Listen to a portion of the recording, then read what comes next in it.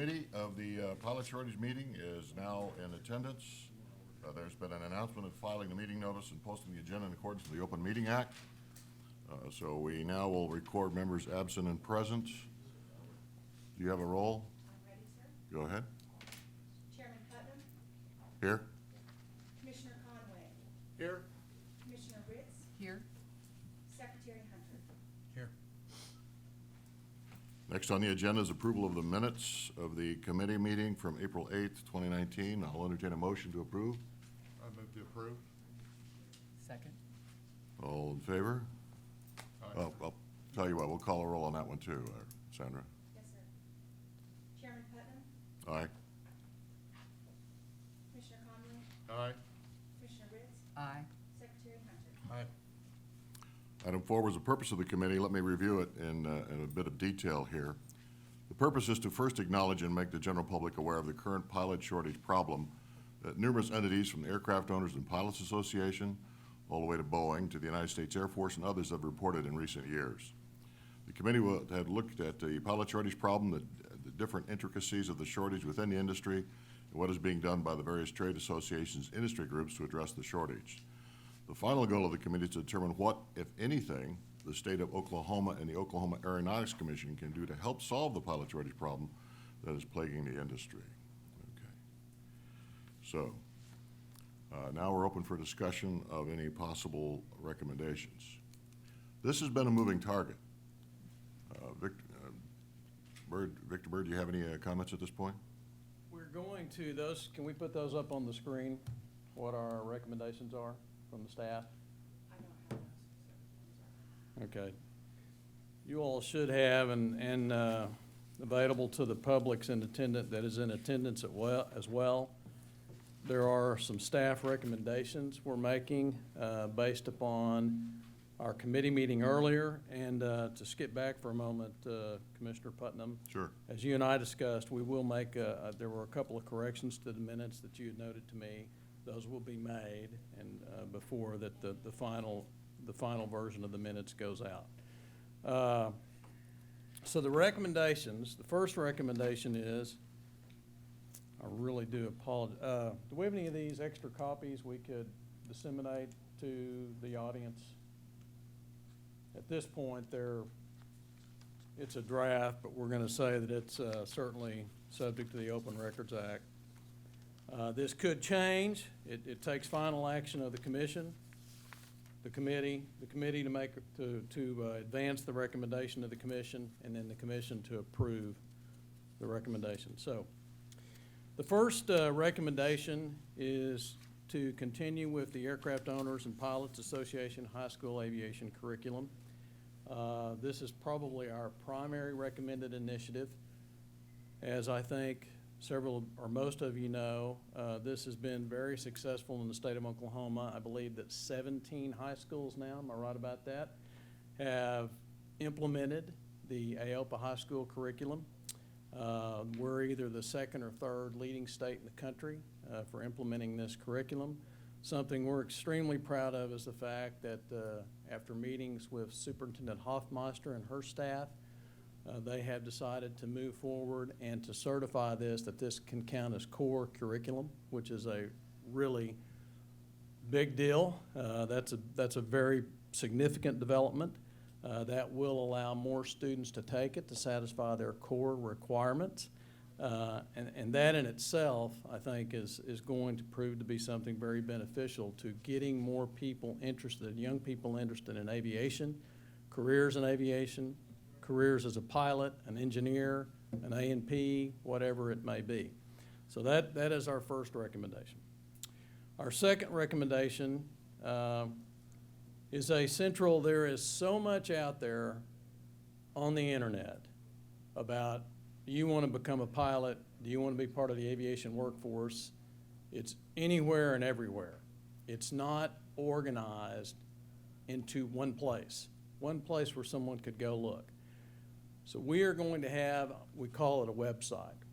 It will actually be a page on our website. We're not going to develop a separate website for this. But on this website will be available to the public everything there is that we will continue to update regularly about becoming a pilot, about aviation education, about programs for someone to become a pilot, pathways to become a pilot, grants, scholarships, other type of funding that may be available, whether it's private, meaning, airlines or companies like Boeing, or public, whether that's state or universities, whatever the case may be. Everything we can gather, and we'll put that in headings where first we'll address what are the programs to become a pilot. And then that's what this is going to be specifically focused upon. Second will be what type of financial assistance is available from all the sources I just said and any others that we may find. And in this, I would like to, you'll note the next initiative is OAC scholarships. So this is also a recommendation that I think is rather significant, that we're proposing, and Chairman Amos has been very instrumental in this. It's kind of part of our Aero 2020 legislative package and this as well, that raising funding in the aviation aerospace community to support this, and then the commission to match it. And then we'll make scholarships available to young people, maybe I should say any people, that want to become a pilot. What that amount will be, I know Commissioner Ritz is very familiar with this, University of Oklahoma, and I just saw Ken Carson walk in. They provide such scholarships. I think they can be up to 2,000? Ken Carson? I'm sorry? Can they be up to 2,000, the scholarships that OU awards? Are you talking Student Flight Academy? Right. Well, no. The The other one. scholarships like announced at the spring banquet. Oh, well, those, yeah, they go anywhere from 500 to 2,000. That's what I thought. Okay. All of So something similar to that. What the commission will have to decide is, we're proposing a match program. Raised from the community at large, aerospace aviation. And I think we've already had several people express an interest in contributing to this. We are allowed, in our statutory authority, we can accept such contributions for a purpose such as this. This is a public purpose. I have even, please don't take this and count on it when you file your tax return. However, it would appear that if you make a contribution to a governmental entity and it's for a public purpose, such a contribution is tax deductible. But please, seek advice from a qualified tax attorney or tax accountant. Do not count on my representations here at this committee meeting. But that's obviously a significant thing. Garner such contributions from the community and then us match that. That'll come out of our aviation education budget, and right now that's $300,000. So whatever we decide to dedicate to this, that will reduce our funds available for other aviation education funding. But I think we've identified this as a critical issue. Money helps. And so I think this would be a significant thing that we could do with respect to financial assistance. It'll go a little way. It won't go a long way. If we are ever able to actually get more money coming in, we can dedicate more to aviation education, and we can step up what our match is. Right now, as you all know, we have a very robust aviation aerospace education program, $300,000. That's more than any other state, any of my peers. We've been nationally acclaimed, but I don't think we can go beyond that because we still have a core responsibility, and that's our Oklahoma airport system. So that covers second and third recommendation. The fourth recommendation involves our congressional delegation. Advocate to the delegation regarding our 1,500-hour requirement for your ATP. That's been constantly reviewed since the moment it was put in place as a result of the Colgan air crash back in 2009. Many would say that is the number one cause of the pilot shortage for the commercial air carriers. I think there's probably several, as we heard last time, there's several things, but we do know that CFIs get snatched up pretty quickly by all the airlines, the regionals, the legacy carriers.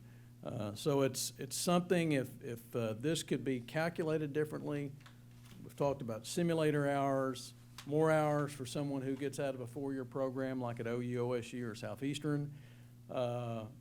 Military gets 750 hours right now when they've completed their tenure in the military.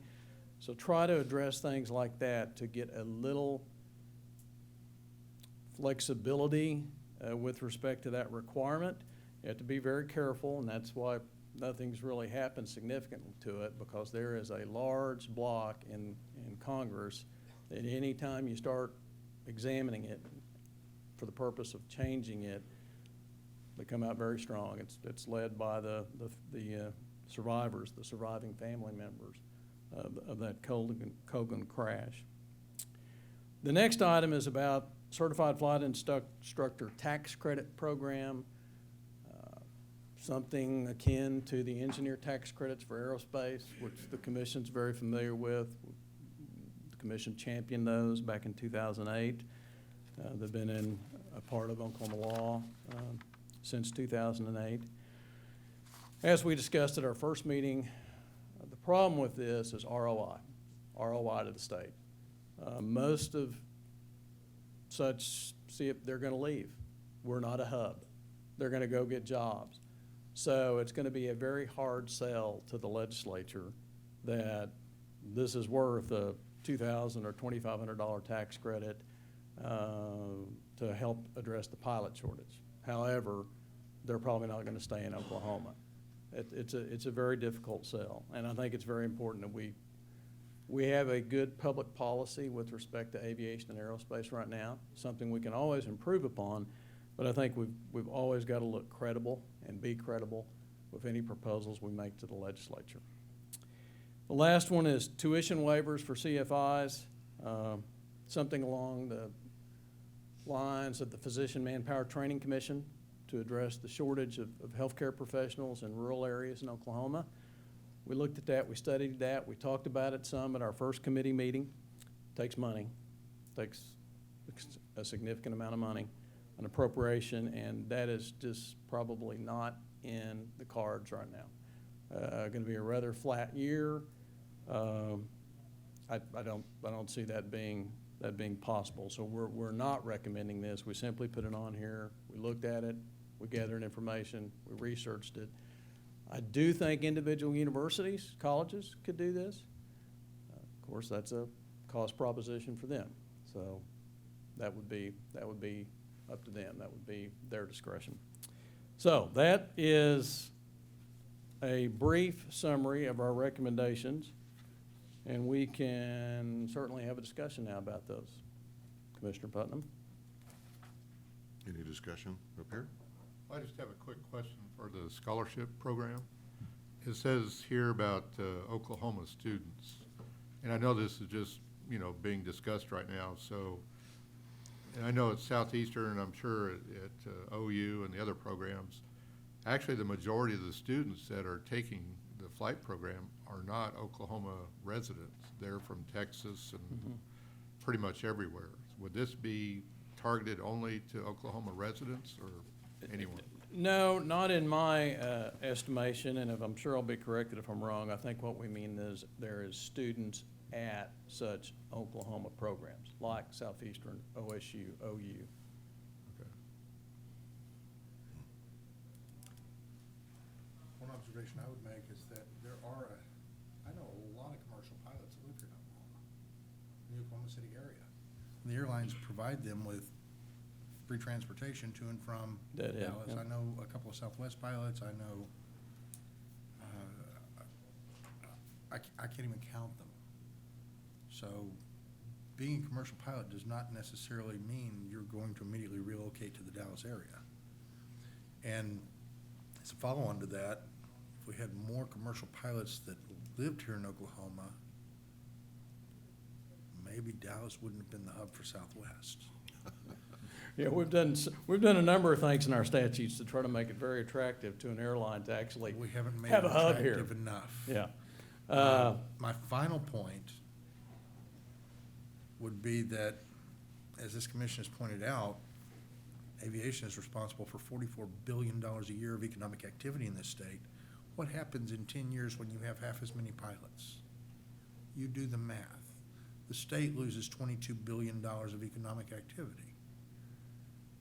You can tell me how expensive this is, but would you rather lose $22 billion of economic activity? That's expensive. No question, that's expensive. I mean, the measurement you of what's have a- expensive and what's not is Yeah, a we'd little have- off We'd have kilter to have a here. really credible something statement in there that we would lose 22 If you've got half the number of pilots, billion. it stands to Well. reason you're gonna have half as many airplanes in the air.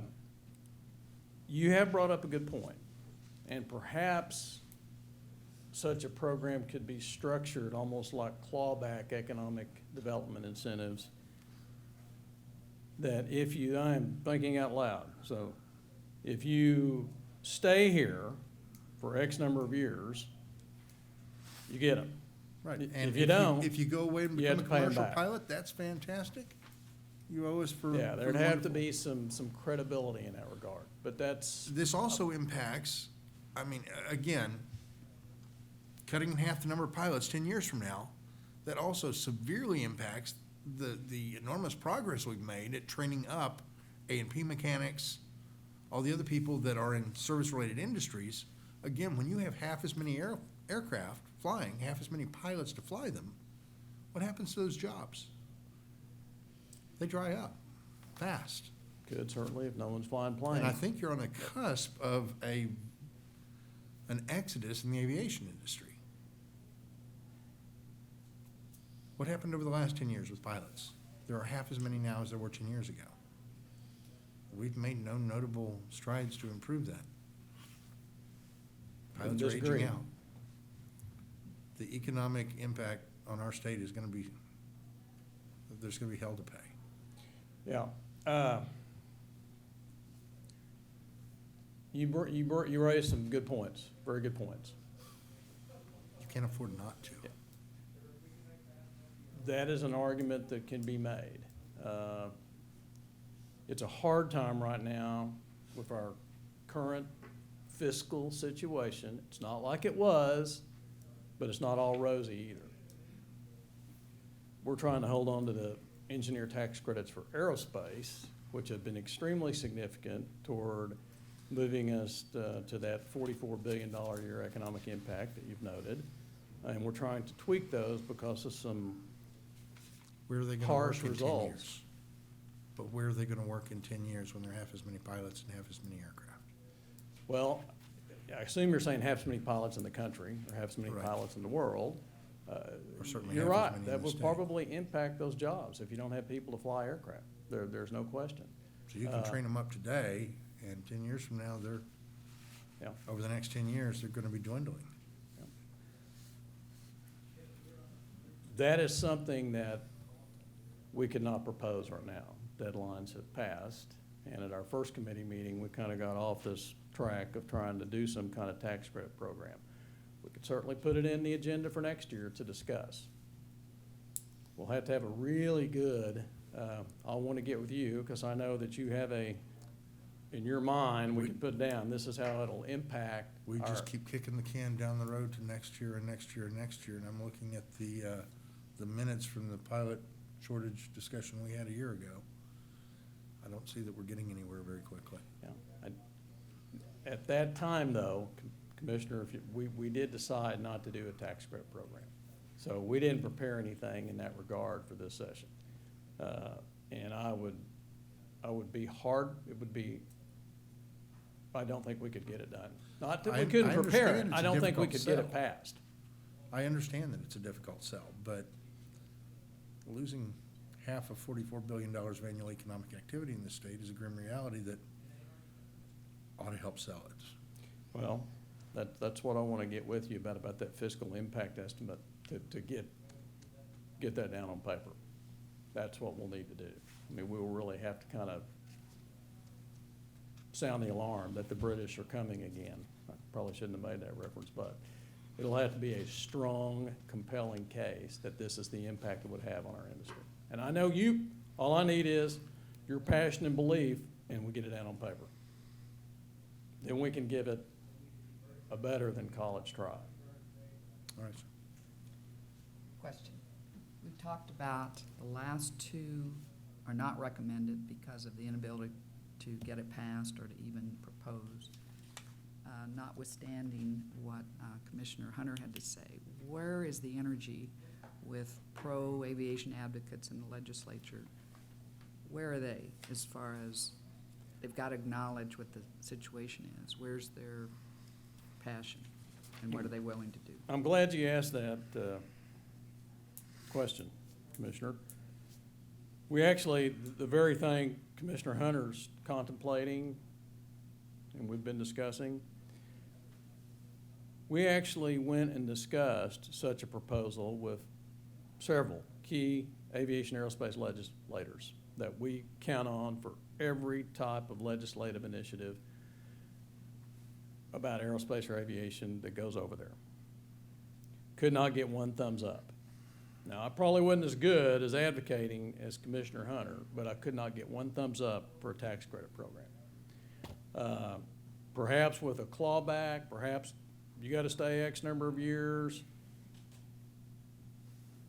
There may be more that may certainly be more palatable, and we could get some support for that. But I will also tell you that I think the case has to be made to the governor too, because the governor this year is taking a very, we're going to have a flat budget. That's all you've been saying. Don't look for you agencies that are generally appropriated and count on that for your support. Do not count on more money. In fact, we really like seeing agencies like the Department of Health, a pretty big agency with thousands of employees, cutting their requested budget by several million. That found favor with the governor. He's a pilot. He should, and I think he used to have 3 aircraft. Secretary Robinson could probably enlighten us there. But that would have to be, because it's going to impact the executive budget, the budget that's finally approved by the legislature. And, the governor proposes something, and they're used to, the legislature disposes of it. But we will have to make a compelling case that if we don't do this, and if we don't do it now, it's going to have a significant bad impact on our aerospace industry and its economic impact in the state. You also have to preach the positive side as well. Any potential crisis is also an opportunity to capitalize on that crisis in other states True, and move them to Oklahoma.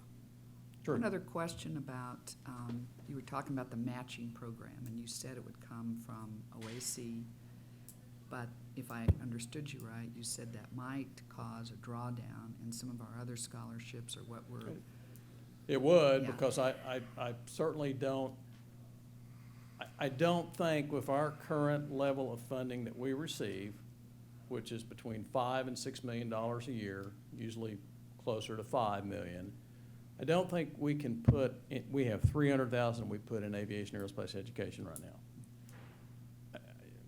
If this commission says, well, we want to put $2.5 million, well, that's what we'll do. I will argue passionately against that. Sure. That I don't believe we should do that But because of our no- core responsibility. no sense that the legislature would look favorably to an increase which is minuscule compared to some of these other things we'd be asking for. We are, we take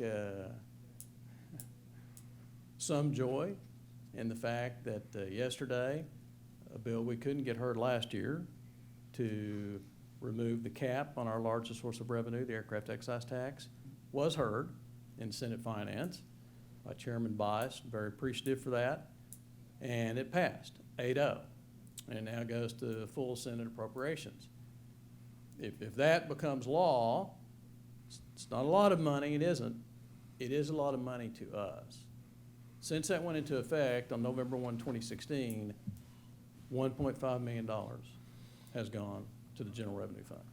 It's meaningless to their work on coming up with the general revenue budget, meaningless. For us, 1,000-foot runway extension, runway reconstruction, apron reconstruction, several lighting systems, navigational aids at several airports, 3 terminal grants, which we do a max of $500,000, and certainly could be some more money in aviation education, more money for a UAS, Unmanned Aircraft Systems Program Manager, which we're doing because of unmanned aircraft systems legislation this session. That helps.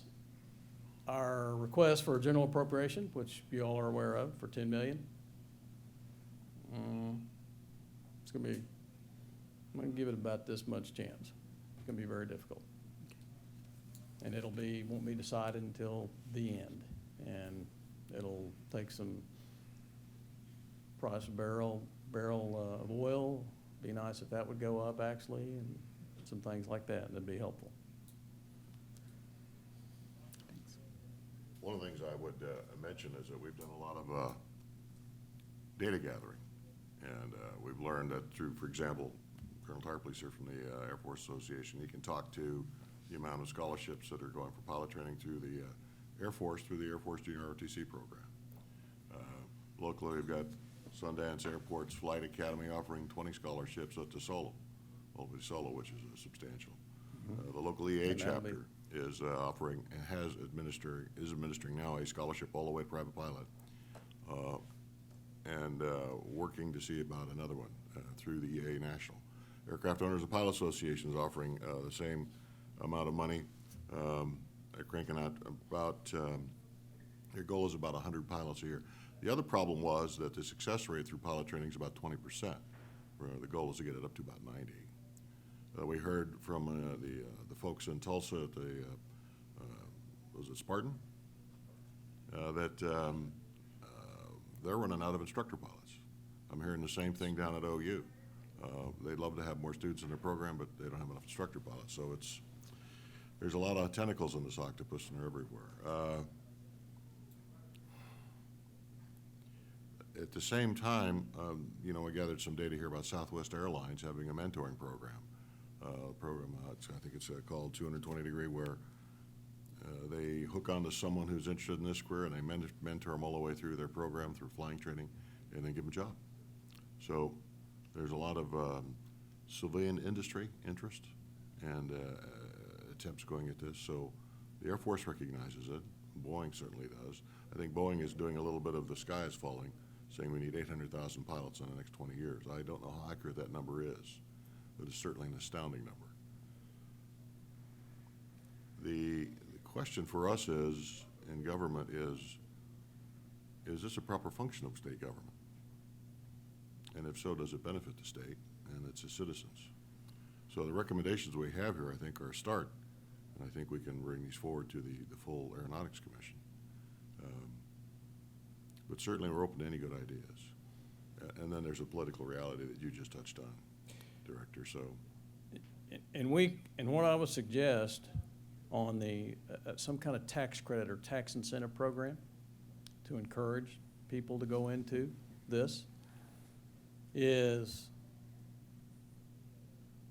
after session, we sit down with several of those key legislators, some of you, that would be good, and have a discussion, and maybe several discussions, and see if we can get some bobs and nods up and down rather than side to side, that this would make sense to do something like this.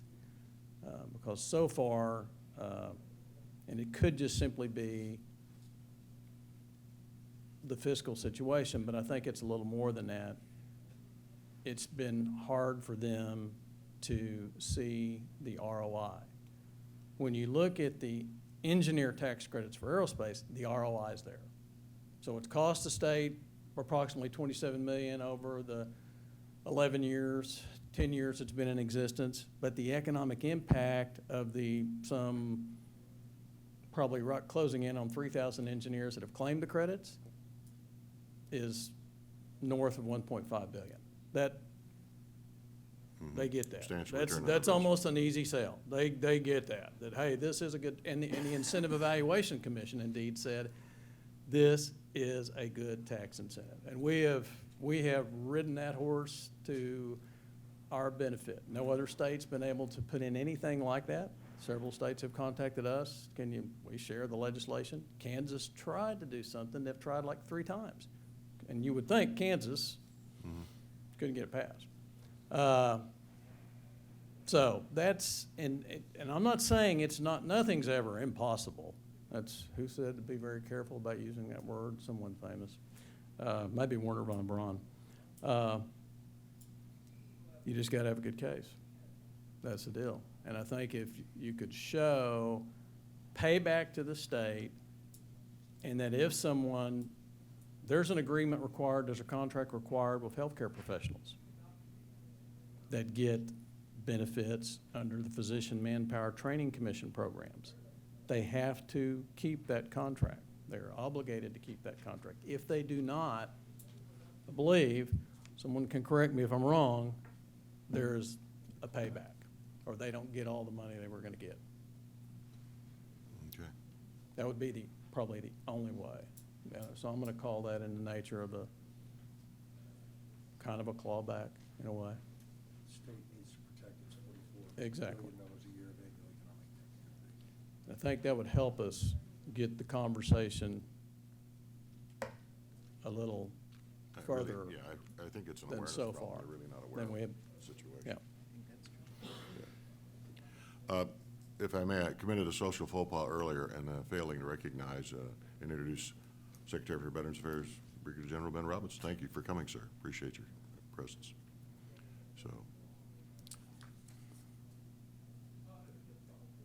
What I would need from the commission, item 5, Mr. Chairman, is a vote about these recommendations.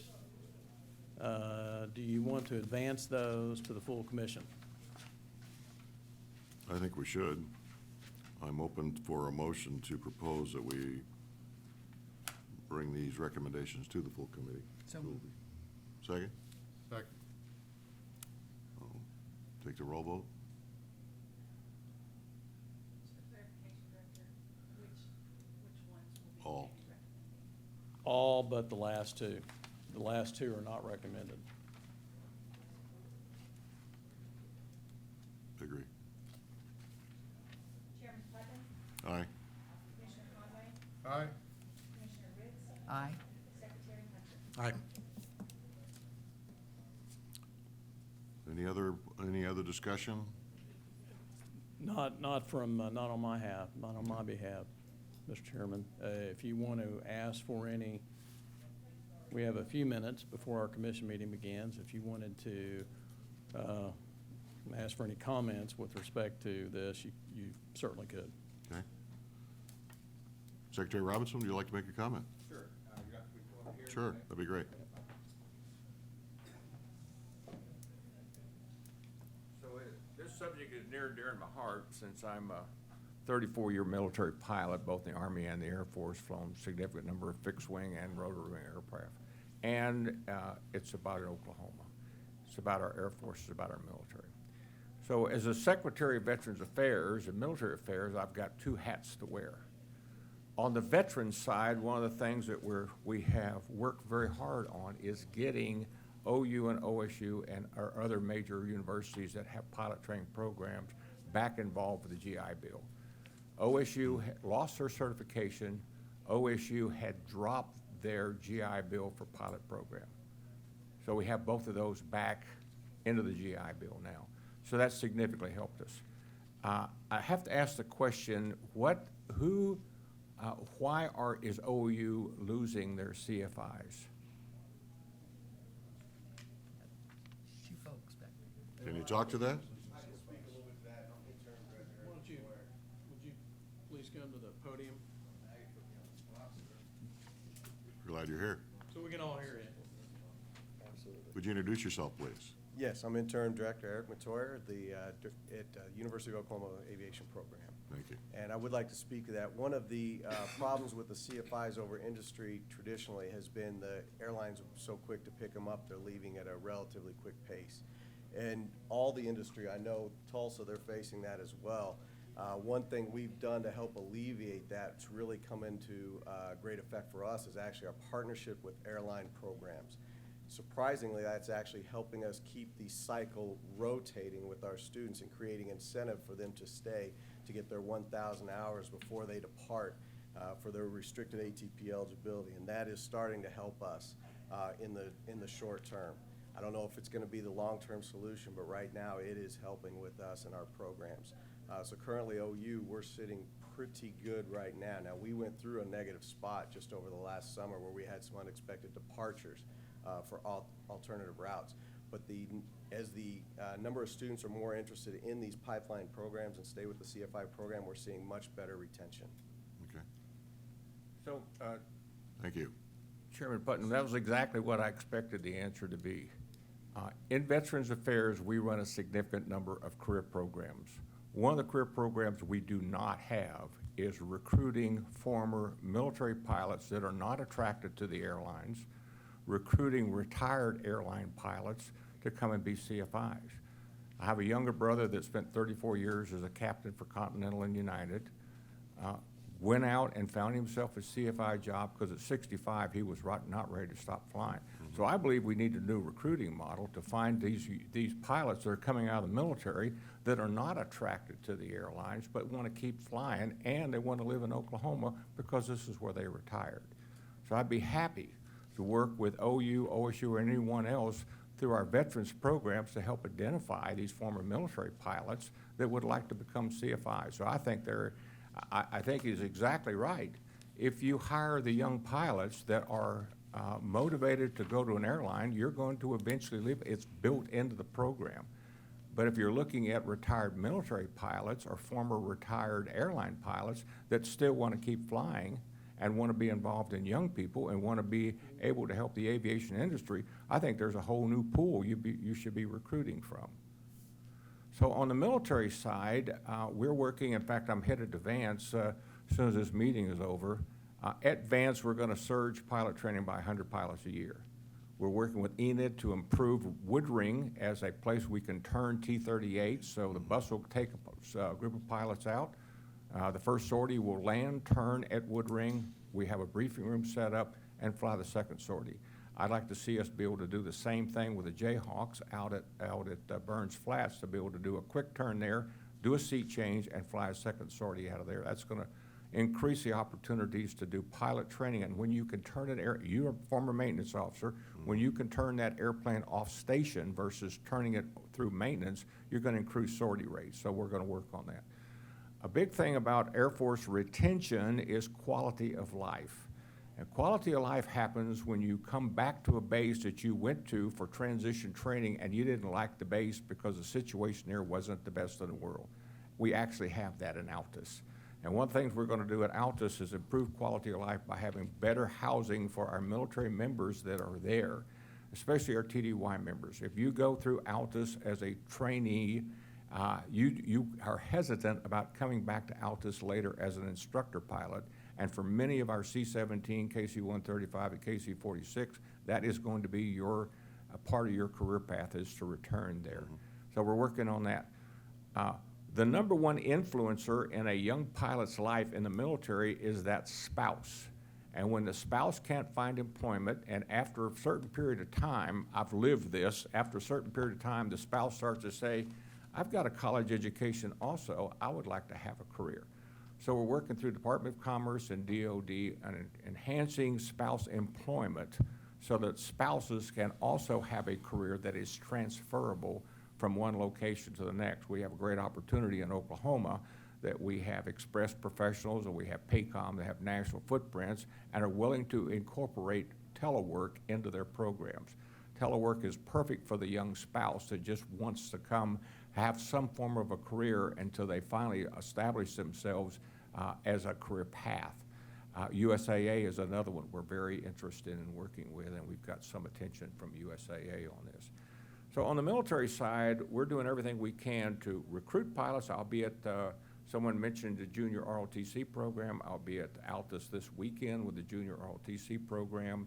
In August 20th through the 23rd, we're having a Warrior Weekend here, which we want to bring out the civilian population, make a connection between military and civilian population. We're going to have flyovers. We're going to have Army aviation will be there. That'll be a great opportunity to showcase military aviation. Now, military aviation. Where will this be? It will be right here at the Boathouse District. USO is sponsoring it. Okay, and I just talked to Mr. Tarpley about getting some advertising out there. So we're working real hard on the military side, but the military side also has a connection, as we all know, to the civilian side, to the commercial side. So I think we need to look at who are we recruiting to be CFIs. We need to encourage more organizations to be serious about using the GI Bill for pilot training. We need to make sure that our universities do not step away from veteran training. Veterans that get out as young people would like to be able to fly, because that's what, especially young airmen, would like to be able to have a college education, like to be able to fly. We need to improve our quality of life so we do not lose our young captains to an airline job, therefore hurting the military. I mean, I'm in this for the national defense of America, Sure. not necessarily for the bottom line at Southwest. My goal is the national defense of America, so that's what I'm going to work to. But at the same time, I cannot ignore the fact that Southwest does have a bottom line, and they're driven towards that, and we've got to be able to find a way to cooperate. So those are the points I'd like to make with you. Secretary of Military and Veterans Affairs wants to be part of the pilot shortage solution, and I'll help any way I can. So thank you very much for your time. Appreciate it. We'd like to hear more certainly about recruiting retired military pilots to be CFIs. I think that's You bet. marvelous. You bet. Thank you, sir. Appreciate it. We are running out of time. Are there any other final comments or concerns from, yeah, go ahead. Would you introduce yourself, please? I'm Mark Tarpley. I'm with the Air Force Association and National Director, also on the Aerospace Education Council for the Air Force Association. I want to provide an update on the Air Force-funded Flight Academy. It's focused on Air Force Junior ROTC detachments nationwide. It's in its third year, and the first year they offered a full scholarship to the tune of $22,000 for 100 cadets nationwide to go to flight academies across the United States. Those academies are at college universities that also have Air Force ROTC. Those going to the flight academy have absolutely no military obligation. This is to encourage interest to becoming rated pilots, no matter what you do with that certification. This current year, 150 completed, 90% got their pilot's license in the 2-month course that they took at universities. This next summer, there will be 200 nationwide. They have been selected. One of the 200 selected is actually in Enid High School in Air Force Junior ROTC there. She is going to go for 2 months to a university. It will not be in Oklahoma. And Oklahoma State were asked by Air University to participate in this program, along with many, many other universities that have similar programs across the United States. Only 17 have decided that we will do this next time. That's 17 nationwide. Oklahoma and Oklahoma State joined many of the other universities in saying it's difficult. We have an airplane shortage. We have a CFI shortage. We're not sure if we want to take time away from our regular students for this 2-week summer camp.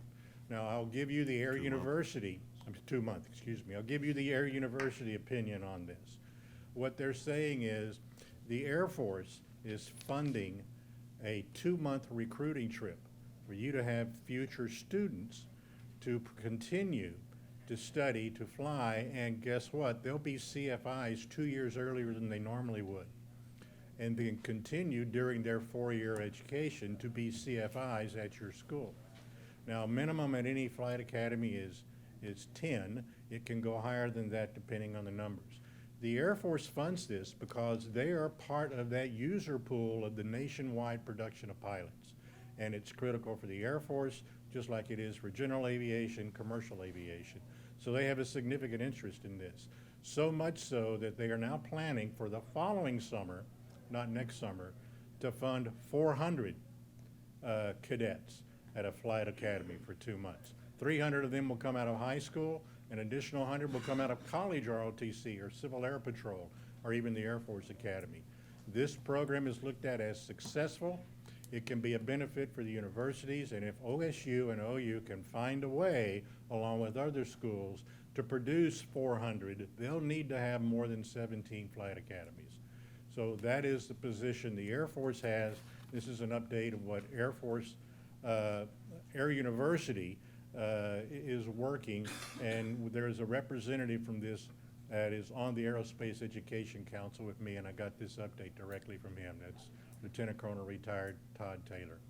That's it, unless there are any questions. Thank you very much. Yes. Why are OU and OSU not participating in this? I won't speak for them, but they were in the same category as many schools, is that we don't have enough CFIs and we don't have enough airplanes to take on 10 additional students for 2 months during the summer. That is not an OU, OSU alone comment. That was a consistent comment of all schools that were asked by Air University, can you support this? And the answer was no, we wish we could, but here's the reason no. I'd say the dominant reason was CFIs. And I won't speak for OU or here, but I think that's a fairly consistent answer. Okay, Other questions? All right, thank you. thank you, appreciate it. Yes, sir. Please, I didn't, give us your, My name's Yuri Mona. I Thank you. operate Riverside Flight Center in Tulsa, Oklahoma. thank you for coming. We're not a degree program at all. I hear a lot about universities do a great job. We don't get any support for vocational schools. Because we're not a degree program, we can't get any aid, loans, or anything to train American students. That is our biggest barrier. Do you get any GI Bill? To go to the GI Bill, we used to do a lot under the Montgomery GI. They used to pay for 60%, and we could help veterans transition in a 3 to 6 month period, and it was a very great program. Post 9/11, we get the same as a beauty school. So in a year, we get $13,214. And so for someone to transition now would take 4 years under the post 9/11 bill to cover their fees, when we could do it in 4 to 5 months, which really pushes everyone towards a university program. We used to train quite a few VA students, but since post 9/11, can probably count on one hand how many, because they only have access to use $12,000 of their fund per academic year, which means it would take them 4 years to do our program at $50,000, which isn't really useful. One of the points, discuss the possibility of the FAA allowing additional credits to the 1,500 hours. Does that mean the 1,500 hour rate would drop down? No, I don't think we can influence federal. that we would try to, how that is calculated and reached, there could be some movement there. To bring it down. And the problem is they would take our instructors quicker. If they take our instructors quicker, we have less instructors to train people. And so bringing that down at all, I believe the universities already have a problem with that because they have a lower. We know our instructors will leave us at 1,499 hours. They will get a job with someone. They get the jobs 200-300 hours before, just get the rest of the hours. And so if you lower that number, it makes it even harder on the training institutions to keep instructors. So I was very against the 1,500 hours to begin with, but I got to be honest, it's the only thing keeping flight schools in business. If you reduce that, you won't have any flight instructors. If you don't have any flight instructors, you won't have any flight training, and the cost will go up even more. And for me, the biggest barrier in training is the cost for it. I talked before, 26 years ago, I lived here, we had lots of vocational school. Crabtree up at Guthrie, Airman at Norman, Business Air at Wiley Post, everywhere. Now I find I'm probably the biggest vocational school in Oklahoma and one of the few. There's a good one in Cushing, but not Cushing, Chickasha, but there's hardly any of us, and there's no support for vocational flight schools. We're certified by the FAA. We're Part 141. We're self-examined. We carry the same credentials as everyone else, but we don't have any support at all for training pilots that we can train in 9 months to then work in the state, be instructors. The other point on the tax credit, I don't understand the tax credits, but I would disagree. I know many pilots that came to Oklahoma for no other reason than to flight train, that have stayed here, raised their family, have nice hubs. You're correct, a lot do move to the hubs, but the cost of living, and especially in Tulsa, it's so good for raising kids, gathering place, etc. A lot of them stay. A lot of them come here for training, and I'll be out as soon as possible. They can work anywhere. You know, I know people that live in Tulsa that work in Nigeria, Taiwan, everywhere around the world, and they choose to still live here. So I think it's a big benefit for the state to bring pilots in here. And yes, a lot will leave, but a lot do stay as well. That's all I got. Thank you. Thank you very much. I'll be brief. Please, because we're running out of time. Hello, I'm Ken Carson. I'm a private citizen today, former director at the University of Oklahoma, retired United States Air Force. I just wanted to comment a couple of things. First, on the University of Oklahoma, since I was the director when we made the decision.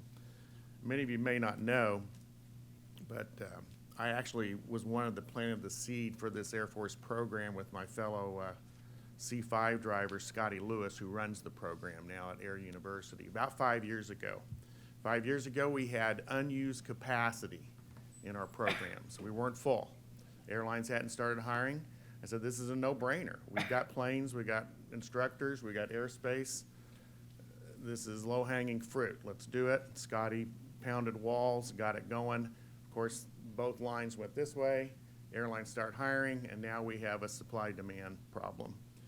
At the University of Oklahoma, we were one of the first to sign up for the program, and I touted it greatly in the Aviation Accreditation Board International, which I'm a board member.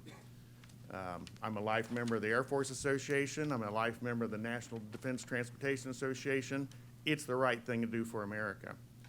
But then we looked at our stakeholders, our students, who we've committed to giving them a degree in 4 years. They don't want to do 5. We have higher education that tries to get kids out at 4 years versus 5, 5.5, and there was no way to fit the square peg into the hole by taking those extra students. We're right at limb fact of max production. Understand. And then you have a few, again, it's not like the Air Force where we can control the active duty service commitments. These are all young, great Americans that have opportunities to go to the airlines. And oh, by the way, many are also going to corporate jobs. Those wages are going up also. So it is a very holistic national problem.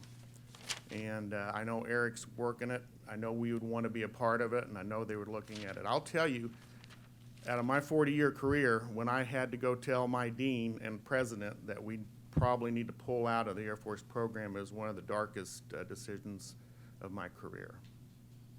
Hated it, hated it. But it is holistic, as Commissioner Hunter said.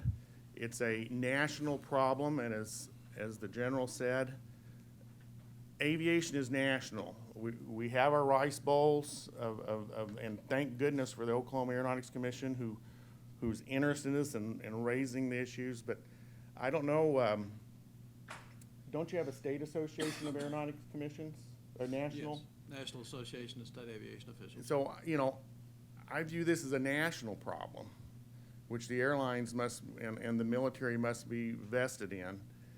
And like you said, Commissioner Putman, does the Oklahoma taxpayer need to pay, or should it be federal taxes?